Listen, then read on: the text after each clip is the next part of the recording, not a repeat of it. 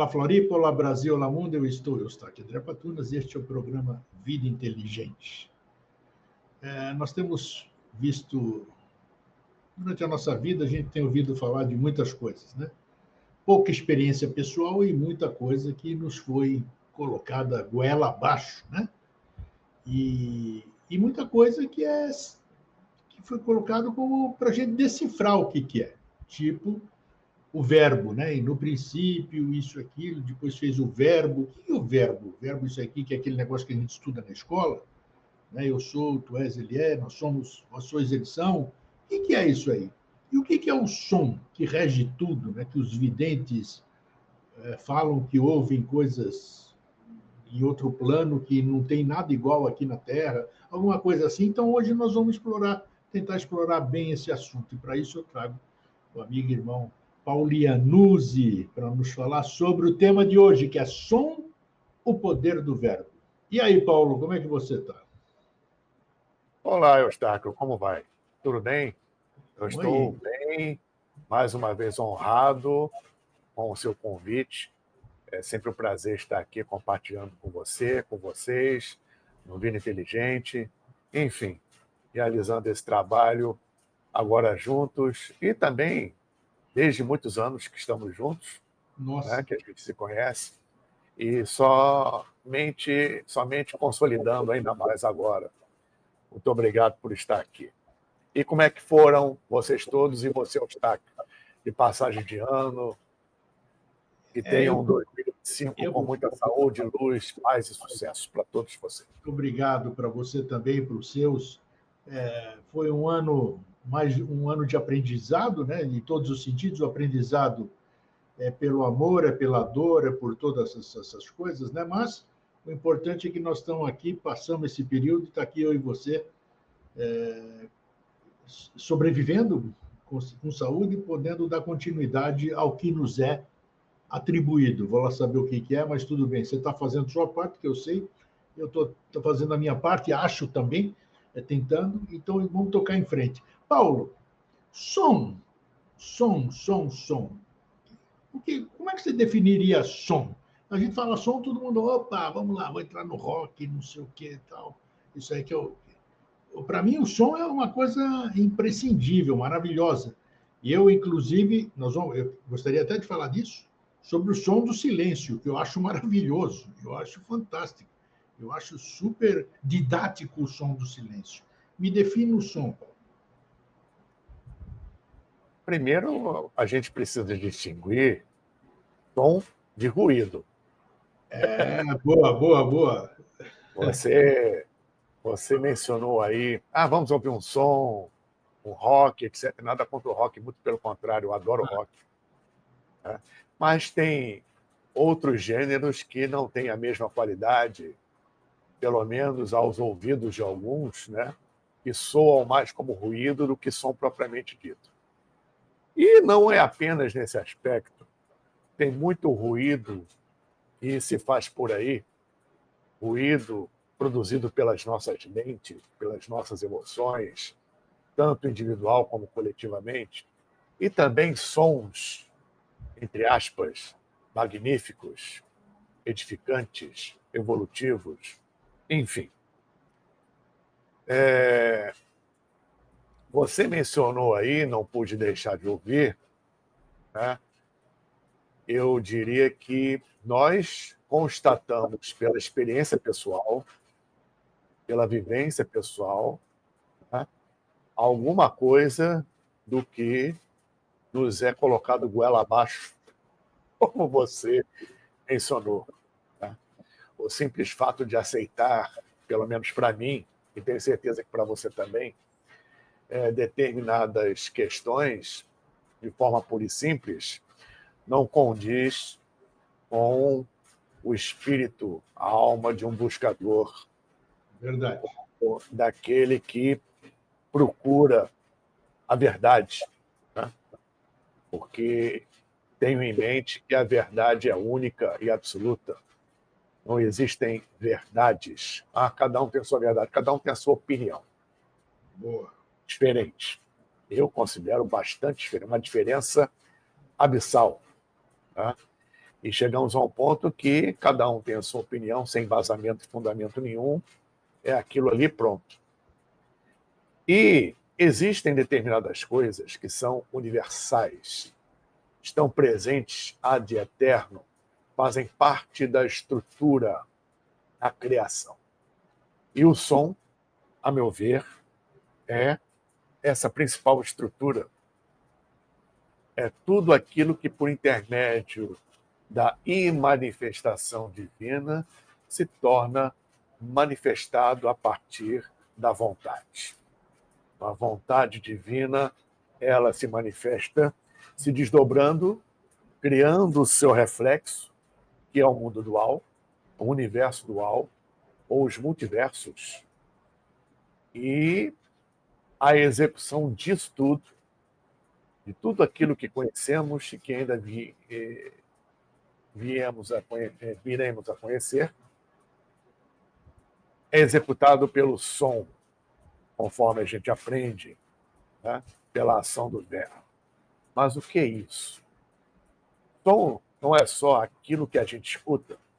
Em termos de física, todo mundo sabe que som é uma frequência que se propaga em ondas pelo ar ou por qualquer meio material, tá? Dentro do nosso universo físico. Então, o ar é um meio de propagação, assim como a terra é um meio de propagação, assim como a água é um meio de propagação dessas ondas, no caso, sonoras. E quanto mais denso o meio, maior a velocidade de propagação. Isso é uma questão puramente física. Mas será que som é somente isso? Não. Som é algo muito mais profundo. É um elemento, como foi dito, primordial da criação. Dentro do aspecto, inclusive, físico, mas ainda na radiação e nas ondas eletromagnéticas, né, essas ondas podem ser convertidas em som, que é o que a NASA faz com os planetas, com o Sol e com as estrelas, de acordo com a frequência que cada um emite nas suas radiações, nas suas ondas, um conjugado delas produz sintetizado um som. Esse som, como no plano físico ocorre, é apenas um reflexo de algo muito mais profundo e muito maior.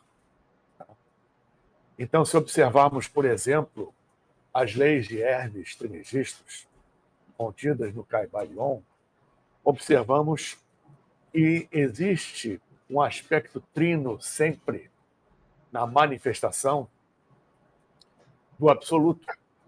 Tá? Ou seja, tudo tem cor, tom e forma. Isso. Tudo tem início, meio e fim. A música, por exemplo, que percebemos pela manifestação do som, tem ritmo, melodia, né, e harmonia. Ou seja, se observarmos praticamente tudo que nos envolve, ele se manifesta de uma forma trina. E isso começa pelo som, pela cor e pela forma. O que isso significa? Que, em níveis bem mais sutis, embora não percebamos, em princípio, a nossa condição embrutecida de plano físico, uma cor, ela tem som. É incrível. E também tem forma. Uma forma, seja ela qual for, ela tem som. Ela emite som. E emite uma resultante cromática. Não talvez, como já foi dito, ao alcance da nossa sensibilidade, né, que é muito estreita na escala cromática, como na escala sonora, dos nossos ouvidos e olhos. Né? Tanto que alguns animais enxergam padrões de cores e tonalidades que nós não conseguimos. Perfeito. Como ouvem determinadas frequências que nós não alcançamos. Mas isso ainda está dentro do plano físico. Tá? Indo para um plano mais profundo, mais sutil, e sabemos que nós somos um reflexo de algo maior, de algo superior, tá? o som também emite cor e emite forma. Existe hoje um estudo e uma prática científica chamada cymatics, principalmente em alguns sites, trabalhando com o CymaScope, que fala sobre isso.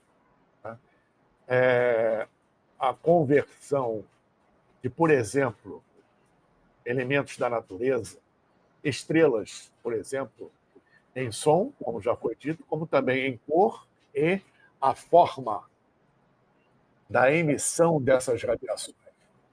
E temos, de uma forma, por que não dizer surpreendente, uma escala de desenho que forma mandalas. Incrível. E você começa a raciocinar, a pensar, poxa, os antigos conheciam isso muito bem, porque determinadas formas, inclusive, ou melhor, principalmente os sólidos platônicos, formas de mandalas tibetanas antigas, hindus, símbolos, iconografia simbólica, como, por exemplo, os hieróglifos do Antigo Egito, runas Sim. dos nórdicos germânicos,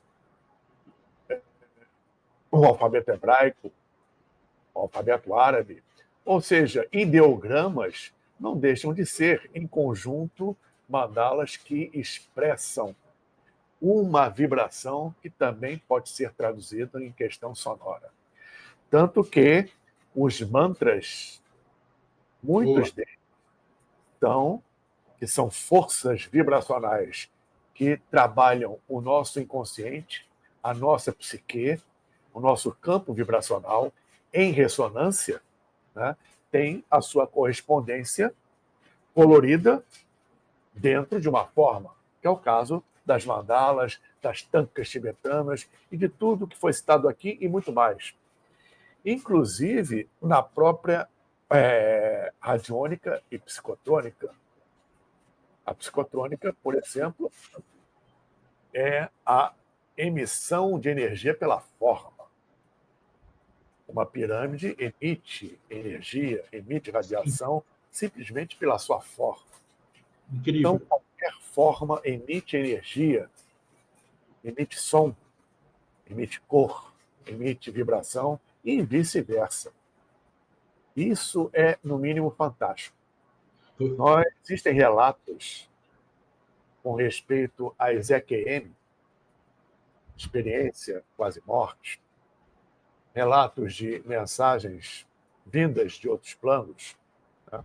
Aí é uma questão, obviamente, de se inserir nesse conhecimento, fugindo da crença ou não, que relatam muitos elementos singulares com respeito a isso, onde, em realidades existenciais, além do plano físico, encontram-se cores, matizes e sons que, no retorno ao corpo físico, não tem como serem descritos, porque não fazem parte do nosso ambiente físico. Tá? Incrível isso, incrível. Então, quando, por exemplo, existem muitos estudiosos, especialistas, aliás, muitos não, poucos, em verdade, verdadeiramente estudiosos, praticantes, pesquisadores da projeciologia, ou a projeção do corpo astral, ou desdobramento, ou exteriorização da consciência para além do corpo físico, não importa o nome, se relata, como eu mesmo já experimentei numa projeção, e quem já experimentou sabe disso, que o sol toma forma lá do outro lado. A cor toma forma. O som tem cor. A cor tem som. Tá? Então, por exemplo, no nível mais elevado, diferenciado em termos de frequência da nossa, e mesmo quem tem essa percepção ocupando um veículo físico, né, nota, descreve e vivencia essa questão diferencial, onde você não tem como dissimular nada.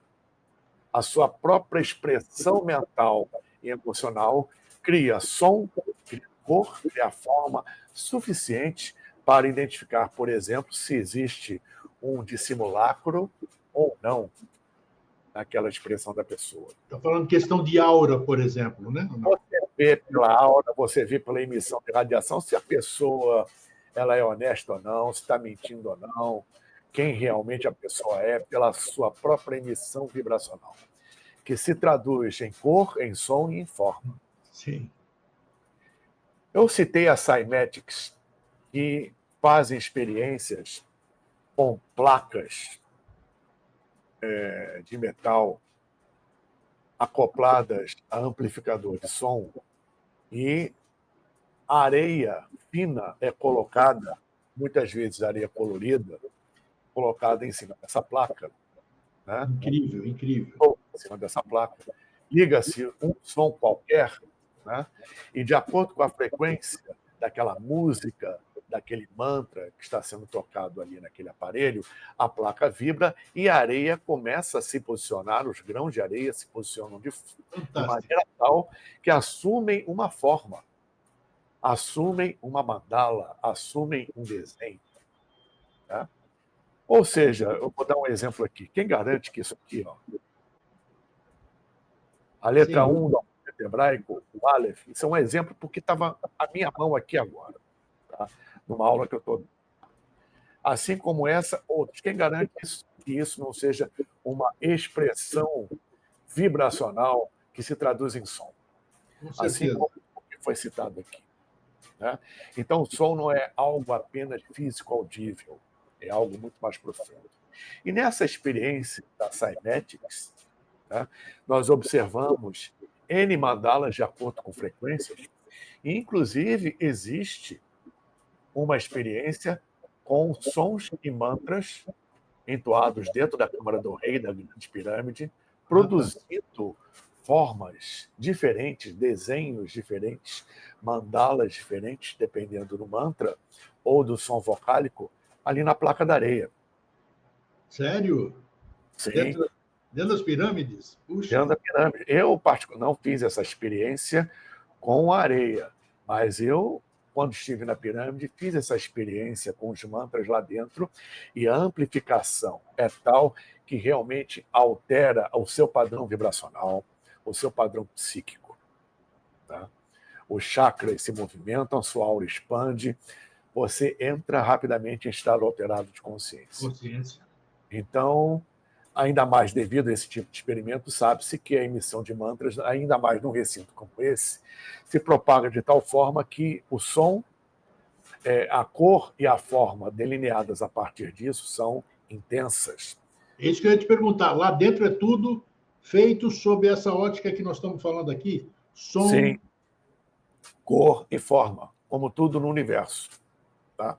Só que aí entra uma matemática sagrada, uma geometria sagrada, com respeito às medidas da Câmara do Rei, que são as mesmas medidas do sarcófago interno em escala, que são as mesmas medidas em escala da própria pirâmide, que produz um padrão de ressonância pela forma, dependendo da escala de medida.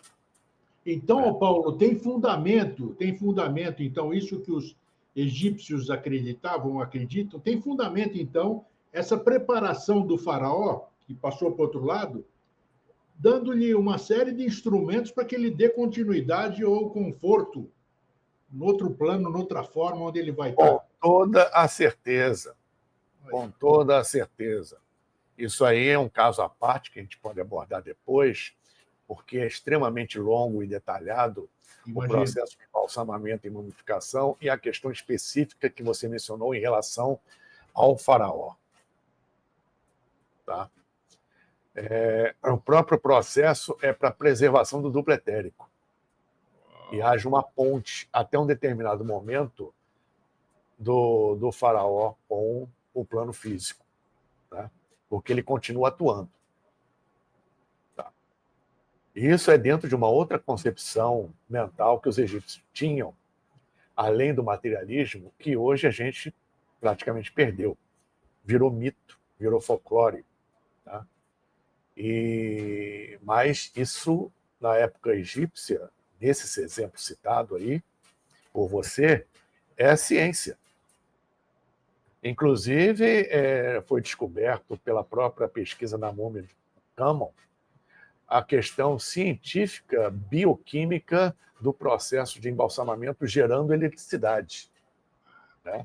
E isso não foi aleatório, isso foi proposital pelo conhecimento que os egípcios tinham. Como eu sempre digo, em civilizações como o Egito, Índia, Tibete, etc., quanto mais você se aprofunda, mais estuda, você vê o avanço que eles tinham, que é, no mínimo, impressionante. Mas, voltando a essa questão,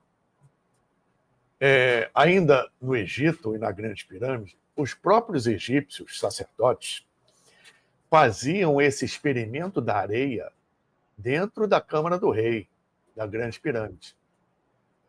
Com o quê?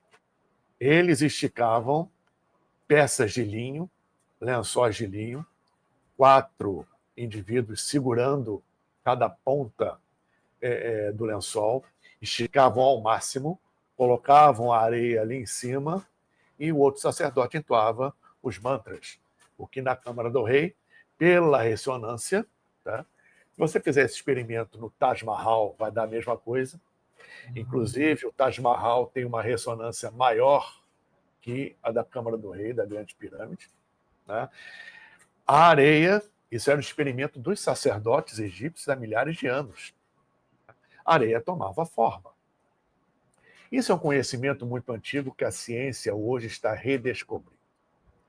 Um outro exemplo disso são as catedrais góticas. Os cavaleiros templários, quando estiveram no Oriente, absorveram, adquiriram e assimilaram muitos conhecimentos. Um deles foi a importância do som. O som como elemento criador. Você pode curar pela palavra ou pode matar pela palavra. Acredito nisso. Então a palavra tem poder, o chakra laríngeo realmente tem poder. E não é o som audível, repetindo, é uma frequência determinando uma gama de efeitos que estão, pelo menos por enquanto, em início de estudos, ainda além da nossa compreensão total. Os cavaleiros templários levaram para o Ocidente, para a Europa, muitos desses conhecimentos e colocaram, a exemplo do que fizeram os egípcios, a exemplo do que fizeram os hindus em seus templos, tá? Os Vedas. Na verdade, os hindus, eles vêm do estudo dos Vedas, colocar o som nos templos sob forma de mandalas, sob iconografia simbólica. Os templários fizeram isso. Você vai, visita as catedrais góticas, sim, os desenhos, as mandalas, os ícones simbólicos que estão ali, traduzem cantos, traduzem cânticos. São cânticos em forma. São mantras, orações em forma. Inclusive, canto gregoriano, em parte, mostrados ali. Como eles sabiam disso? Que o som gerava desenhos, formas. Com certeza tiveram algum acesso a esse conhecimento, que, por exemplo, no Antigo Egito, como foi descrito aqui, era feito pelos sacerdotes, e eles, de algum meio, conseguiam estabelecer o desenho, a forma de determinados cânticos, determinados sons, e expressaram isso no desenho em algumas catedrais góticas. E o simbolismo das figuras e dos símbolos nessas catedrais são intensos. Quando você vai e visita na Escócia a catedral templária por excelência de Rosslyn, a riqueza em detalhes desses ícones simbólicos que traduzem cânticos, traduzem som na formação, é algo impressionante. Pesquisem Rosslyn, tá? Na internet, vejam as imagens. é algo estupendo. A Catedral de Chartres, França, você tem ali uma grande mandala, que é o chamado famoso Labirinto de Chartres. Aquilo ali é utilizado em peças de radiestesia, placas radiônicas, assim como outros símbolos. Por que aquilo funciona? Porque aquilo emite radiação, emite frequência, que em planos superiores produzem som, produzem cor a partir da forma. O labirinto de Chartres, que é imenso, aquilo é uma placa radiônica. Então, emite uma radiação. Né? Se você vai em algumas cúpulas, abóbadas de naves, catedrais, a maioria gótica, né? Você observa, a cúpula está sobre o ponto central, focal da nave, e aquilo emite uma frequência que entra em ressonância com o cântico que é feito na missa. Lembrando que, antigamente, a missa era cantada. É verdade. Os gregos até hoje cantam, por exemplo, a missa, Isso. liturgia. Porque a música e o som têm uma ação muito intensa sobre o hemisfério direito do cérebro, o lúdico, e depois essa informação passa para o hemisfério esquerdo.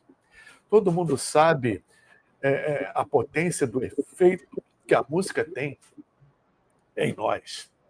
Nossa. Dependendo do tipo de música, dependendo do tipo de frequência. Com certeza.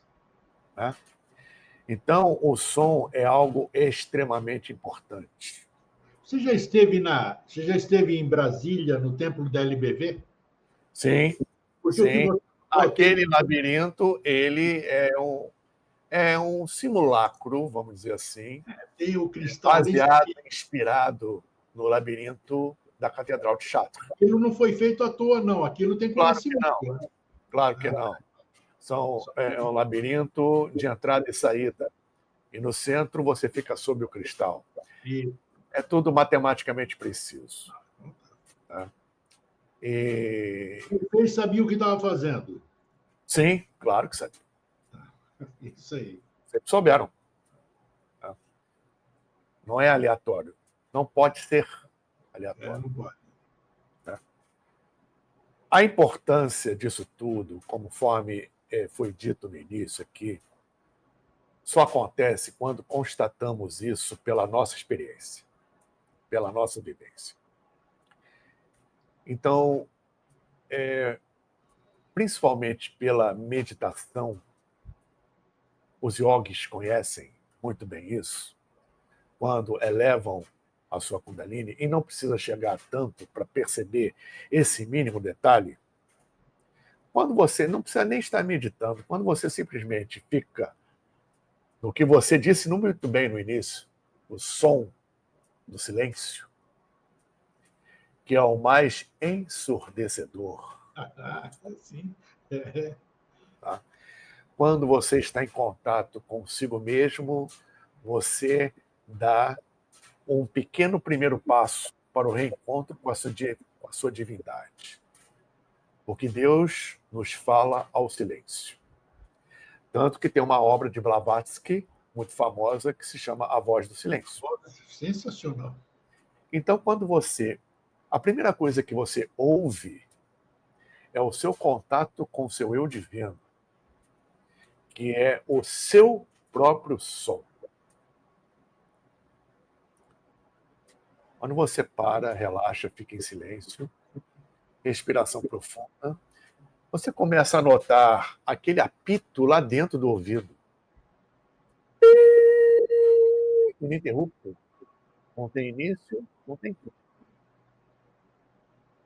Devido ao nosso dia a dia, a gente não percebe isso aí funcionando. Mas está lá.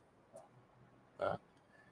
Agora, independente de perceber ou não, de estar lá ou não, quando você pratica essa imersão no silêncio de uma forma recorrente, mesmo durante o dia a dia, você consegue perceber esse som interno.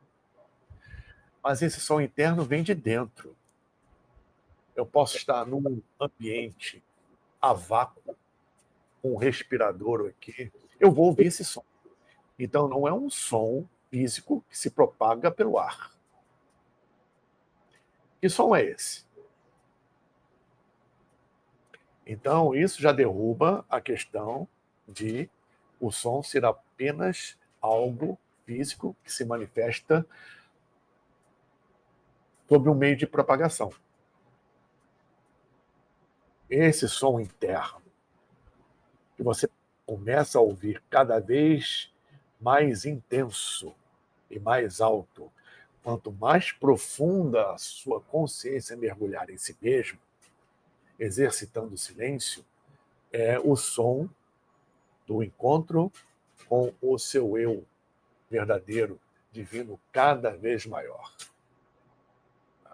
Da mesma forma que quando você fecha os olhos e coloca as mãos na frente, obstruindo toda e qualquer entrada de luz, ou num quarto totalmente escuro, mas sem apertar os olhos, somente fazendo isso, não existe manifestação luminosa, consequentemente cromática alguma.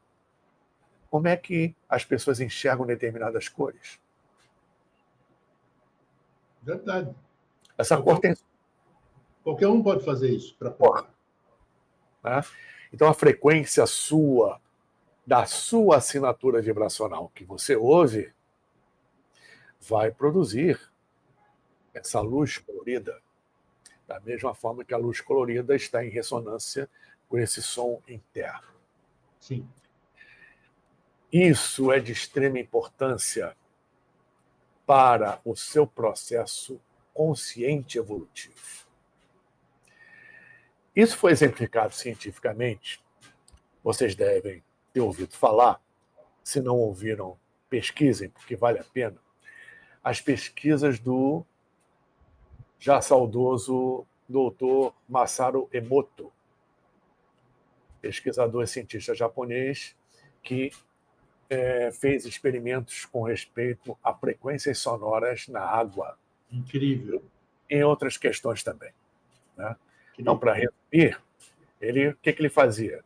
Ele pegava água, uma amostra de água, e distribuía em recipientes.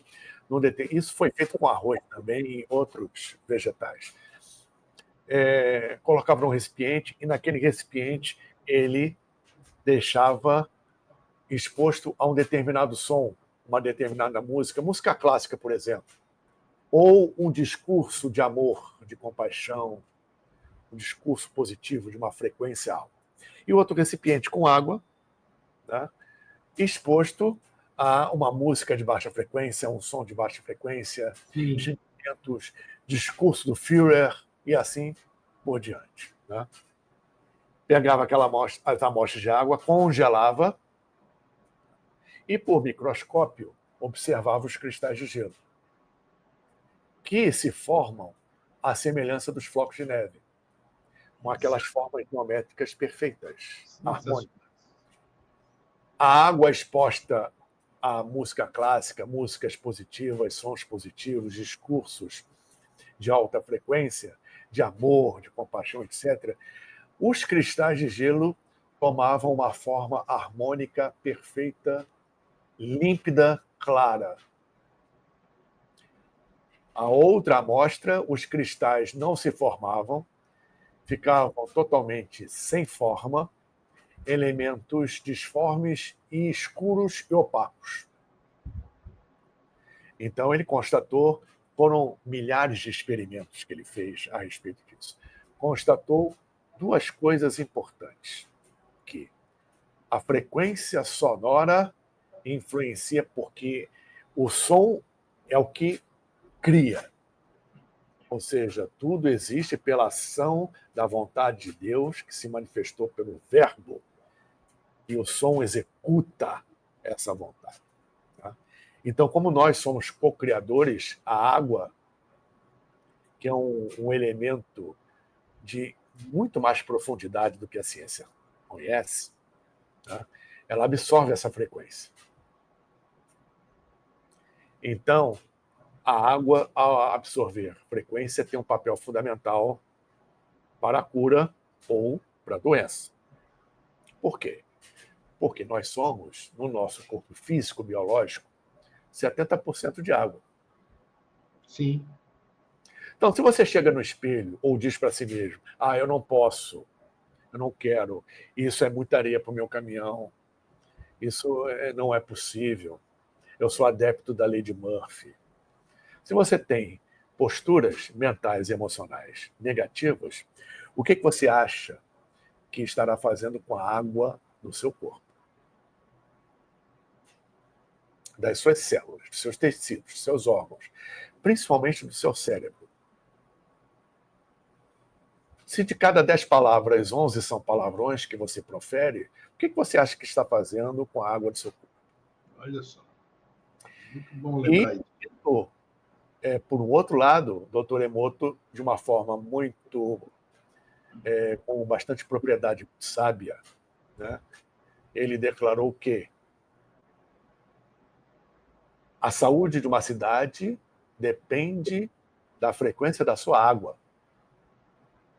Ele mesmo teve a iniciativa de expor, né, os dutos d'água em alguns pontos do Japão, reservatórios de água, cisternas, fontes, etc., etc., a essas frequências sonoras positivas para tornar a água saudável. Olha. Isso não é difícil fazer. É só fazer. E ele, repetindo, consequentemente, chegou a essa conclusão, que é uma tese científica comprovada, que a saúde de uma cidade está relacionada à frequência da sua água. E como é que você aumenta a frequência da água? Insere uma frequência positiva na água, de acordo com nossos pensamentos, palavras e ações. Tá? Então, o som ele tem uma questão preponderante na criação. Tá? Principalmente quando você toma consciência do seu som interno. Está por ouvido agora, você vai ouvir aquele zumbido agudo. Sim. Ele é seu, pessoal, intransferível, da sua assinatura vibracional.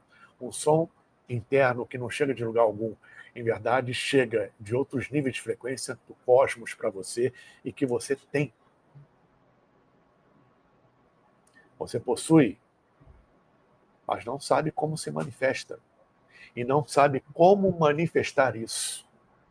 Quando você entende como manifestar isso, você entende a importância da palavra e você restringe a sua fala. Porque você começa a aprender e a sentir o poder que uma palavra tem. A dispensação de energia, de vibração, quando você fala, quando você movimenta o seu chakra laríngeo. Por exemplo, algo um pouco mais esotérico. Quando o seu estado de consciência, o seu estado de espírito está conturbado, não está em paz, a sua energia Kundalini, ou melhor, Kundalini, que naturalmente tem um aspecto cromático de um vermelho vivo, um vermelho arterial, ela sobe e desce pelos canais Ida e Pingala. Tá? E passa pelos chakras. Somente pelo canal Kushuna começa a abrir definitivamente os chakras, mas ainda não é o caso. A Kundalini circula, tem que circular, ela é o nosso combustível. Sem Kundalini a gente não faz nada. Muito bem. Quando o seu estado de espírito não está nada bom, essa cor vermelha escurece. Passa de um tom arterial para um tom chamado venoso, um vermelho escuro, a frequência da Kundalini baixa. Quando ela sobe e passa pelo chakra laríngeo, o chakra laríngeo ainda não eclodido, ele vibra uma resultante cromática azul cobalto. Uma energia Kundalini, quando passa no seu estado natural do vermelho vivo, ao passar pelo chakra laríngeo, e você sabendo usar a sua palavra vai ser de cura, vai ser transmutadora, porque aquela energia vermelha, ao se fundir com forma violeta, um aspecto transmutador. Mas se aquele vermelho está escuro, vai formar uma cor roxa. A tendência é você emitir palavras de um poder destrutivo é muito maior. Então, determinados conhecimentos implicam em aumento de responsabilidade, porque você começa a entender como o universo funciona e como o universo funciona em você e como você funciona. Ou seja, aquilo funciona para você, ótimo, excelente. Aquilo não funciona para você e você não aplica o conhecimento, não ocupe o seu cérebro com conhecimento que você não vai usar. Boa. Sim. Tá? O cérebro não é uma prateleira para você empilhar conhecimento e ficar ali mofando e criando teia. É contraproducente para consigo mesmo. Então, a expansão de consciência e a aquisição de conhecimento, não de informação, de conhecimento, quando este é aplicado, vivenciado, a sabedoria nasce de dentro para fora. E essa é pessoal e intransferível, que só a vivência, a experiência vai te dar. E você questionar sempre o que você recebe de fora para dentro, ou, como o Eustáquio diz, inserido goela abaixo. Tá? Então, qual o elemento primordial nisso tudo? É o som. Porque o som, ele faz com que você sinta, não apenas raciocine. Se você trabalhar somente com o que você sente, principalmente com emoção, e geralmente emoção é uma frequência mais densa do que o sentimento. Se você trabalhar só com chakra cardíaco, você vai para o buraco. Se você trabalhar somente com o intelecto, com a razão, também vai para o buraco. Porque nada mente mais que a mente. Mas a mente precisa planejar o que você sente aqui. Os dois trabalham em conjunto, como São Tomás de Aquino e Santo Inácio já falaram. Sentir com a cabeça e pensar com o coração. Exatamente. Então, quando você consegue isso, que esse é o grande caminho, tá? Você também só consegue isso quando você nivela, alinha as três mentes. A mente que pensa, a mente que sente, a mente que fala. A mente que faz. Eu sempre falo isso. Enquanto você não consegue alinhar isso, tua busca é praticamente infrutífera.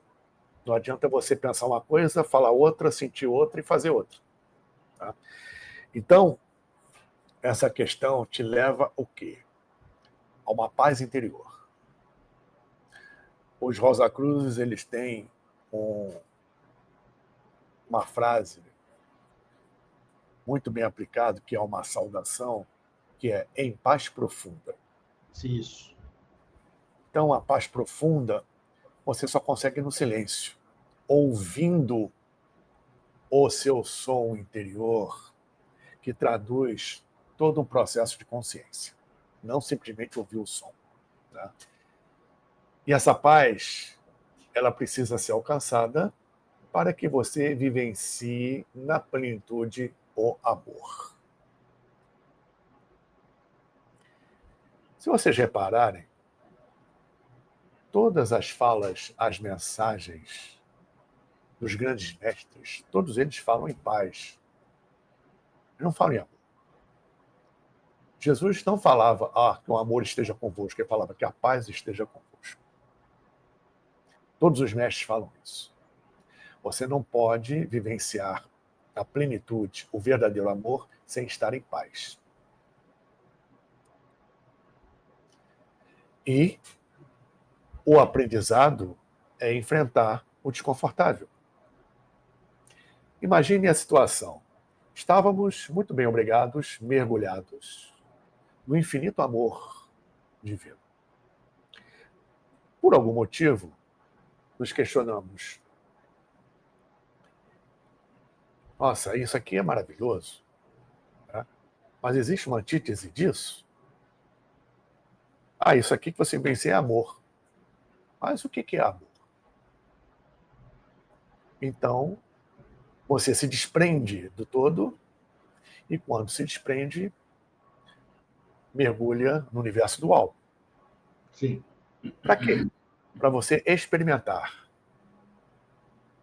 Experimentar o quê? N coisas, principalmente o desamor. Você só vai entender o que é o desamor quando experimentar o amor. Porque Perfeito. como é que um peixe ele vai saber que água é água se ele nunca saiu dela? Ele só vai entender o que a água é água quando estiver fora da água. Essa é a dicotomia do universo dual que nós nos encontramos, pois existe somente um absoluto. O resto é relativo.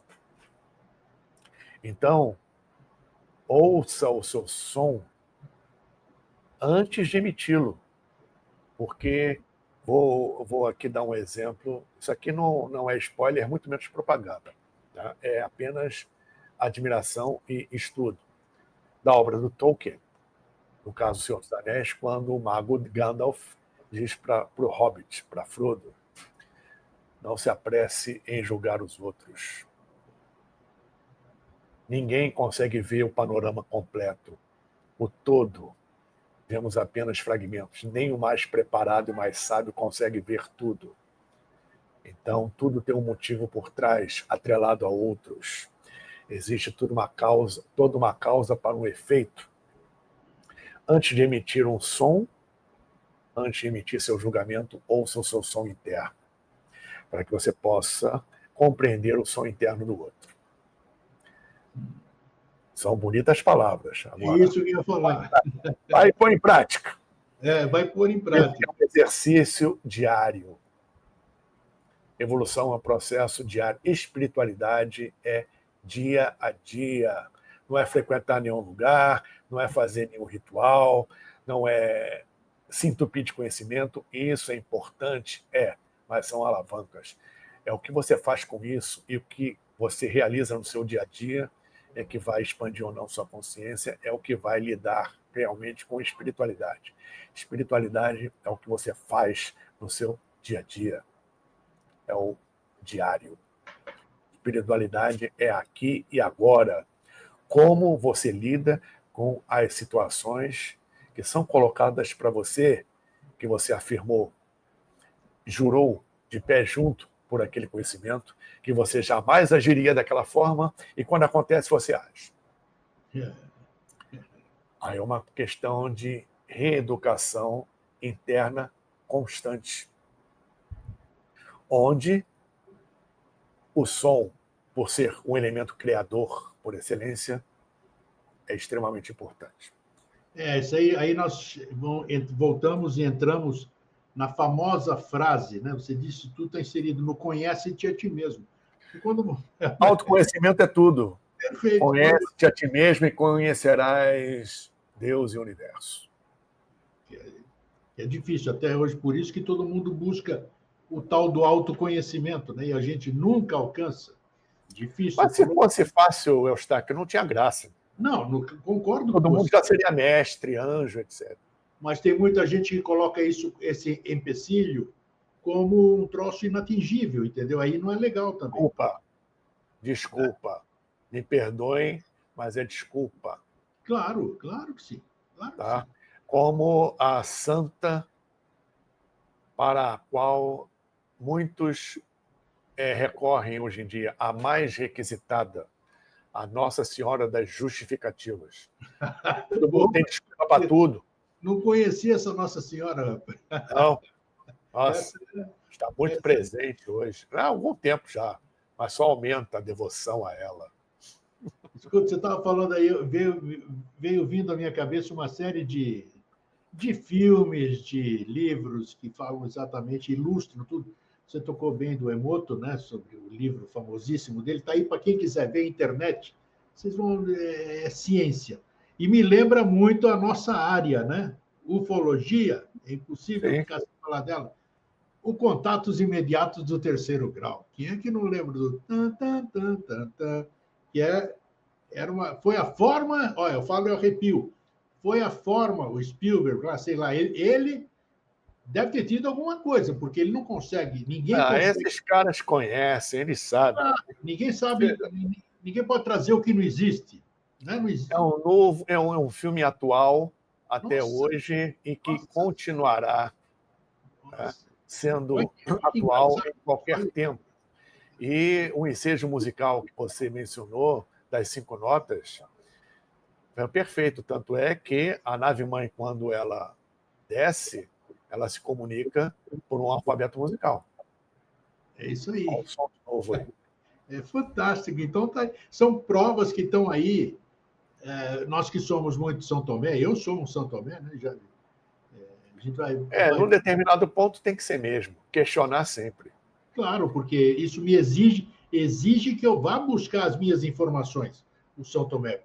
O Zé falou alguma coisa, eu vou acreditar no Zé? Não, eu vou respeitar o que o Zé falou, mas eu vou Não, buscar a claro. minha experiência. Não é? Então aí Sim, com certeza. você fica, Respeitamos porque o Zé deve ter os motivos dele para falar aquilo. tenha dúvida. Mas isso não quer dizer que seja a única e última verdade absoluta. Tá. Precisamos sempre buscá-la. Como foi dito, hoje em dia, né? Você pergunta, quem descobriu o Brasil? O plagiado, algo que eu vi outro dia. Quem descobriu o Brasil?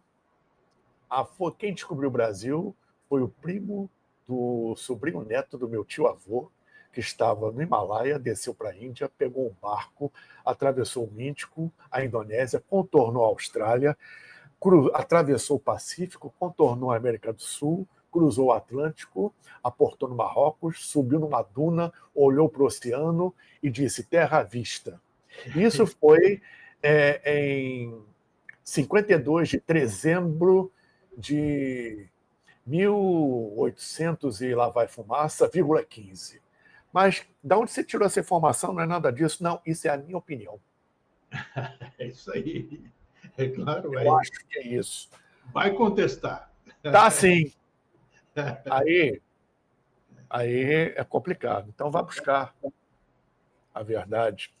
É como existe hoje, desculpe a comparação, só para encerrar, que muitos fazem, principalmente quem acompanha, né? No jornalismo esportivo, uma coisa que eu sou totalmente contrário. Eu não posso falar do Pelé, não posso falar do Garrincha, não posso falar do Cruyff, porque eu não vi jogar. Eu vi jogar o Messi, vi jogar o Cristiano Ronaldo, para mim é o melhor, só porque eu vi jogar. Então, futebol, ele do ano 2000 para trás não existia. Ou seja, documentários, relatos das pessoas, tudo que foi reunido, você joga pelo ralo. Só porque você assistiu aquilo ali, você considera que aquela é a única verdade. Né? Só porque você não teve ali na caravela de Cabral, em 1500, você vai dizer que não foi descoberto o Brasil ali. Né? Tá sim. É muito complicado isso. Paulo, sintetizando então, para se entender, foi muito claro, foi muito didático. Nossa, você foi muito feliz na sua explanação. Existe alguma literatura que você conhece? Você é um místico esotérico há muitos e muitos anos, 4 décadas ou mais, com toda certeza. Que possa, você citou o Emoto, que as pessoas podem ver.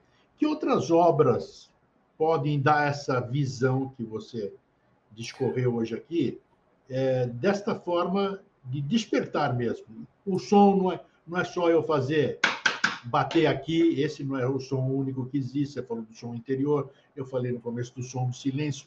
Para dar essa noção de som e verbo, você conhece alguma literatura que pudesse ajudar? as pessoas que, porventura, tiverem... Nesse sentido, vocês podem procurar os já citados aqui, Caibalion. Caibalion. Tá? Essas obras, elas não são explícitas. É preciso que você também leia nas entrelinhas. E nesses conhecimentos é um garimpo. Nenhum livro vai explanar o assunto por completo. Tá? O Caibalion é excelente. O livro da Blavatsky, A Voz do Silêncio, também é excelente. Complicado, mas existe. Tratados yogis, né, da Índia antiga e de alguns mestres. Tá? Vocês podem, por exemplo, pesquisar o conhecido Patanjali, né? Os aforismos de Patanjali sobre a compilação dos 8 níveis de yoga, né? E seus efeitos, a própria Kriya Yoga do mestre Babaji, Paramahansa Yogananda, Autobiografia de um Yogi, também um excelente livro. Tem um livro também de poesias, mas é bastante profundo, tem que ler nas entrelinhas, que é uma obra lindíssima, que é o Rubaiyat, de Omar Khayyam, com comentários de Paramahansa Yogananda. São livros excelentes. Então tá aí, as opções... A internet é incompleta. Pode dar uma alavanca boa, mas pesquisa séria e profunda é em livro. É isso aí. Vai na origem. Tá? Vai na origem. Concordo. E livro tem que girar. Livro tem que girar. Não adianta ficar na sua prateleira lá, olha, eu tenho uma biblioteca fantástica, mas eu não uso e outras pessoas... O conhecimento foi adquirido, você pratica, aquele livro vai servir para outro. Perfeito. Um outro livro muito bom, Mestres do Himalaia. Mestres do Himalaia. Tudo que é inerente ao Himalaia, ao Tibete, eu tenho uma atração fantástica. Meu querido amigo e irmão Paulo, muito obrigado mais uma vez, Paulo Iannuzzi. Mais uma vez, dizem que eu faço muita propaganda aqui do Paulo, né? Do Pilares de Hermes, mas ele desenvolve um trabalho maravilhoso. Eu sempre gosto de enaltecer os trabalhos que ajudam as pessoas, que fazem crescer e que são ativos. Tem muita gente que só fala, tem pouca gente que bota a mão na massa, né? E o Paulo, meu querido amigo e irmão, ele está aí, recebeu o chamado interno dele e está aí firme. Prestigiem o trabalho do Paulo e é garantia de aprendizado. Né, meu querido amigo e irmão? Obrigado mais uma vez. Obrigado pelas palavras exageradas, mas de coração. Desejo mais uma vez a você, Eustáquio, digníssimo amigo e irmão, e a todos os presentes aqui, um 2025 maravilhoso, com muita saúde, luz, paz, sucesso, realizações. Estamos juntos. Grande abraço a todos, muito obrigado. Tenham uma boa noite, uma boa semana, um bom ano. Namastê, Jai. Até uma próxima oportunidade. Não por nós, Senhor, não por nós, mas pela glória de teu nome, que em verdade é um salmo de Davi. Valeu, Paulo. Obrigado, querido. Até a próxima. Obrigado. Tudo de bom. Que bacana, né? E o desejo dele é melhor assim, porque chama atenção, não é só assinar embaixo esse desejo para todos, né? Não direcionar o desejo para esse, para aquele, o 2025 para mim, para os esotéricos, tudo. A coisa é boa quando é boa para todo mundo. Então, tudo que a gente deve desejar, por isso que a gente usa muito sempre. Bom dia sempre, até sempre, porque aí você não mensura tempo, não mensura nada. E você abraça a humanidade, que nós somos parte do todo. Quando você abraça a humanidade, você abraça a si próprio. É isso aí. Fraterno abraço e o feliz sempre. Tchau.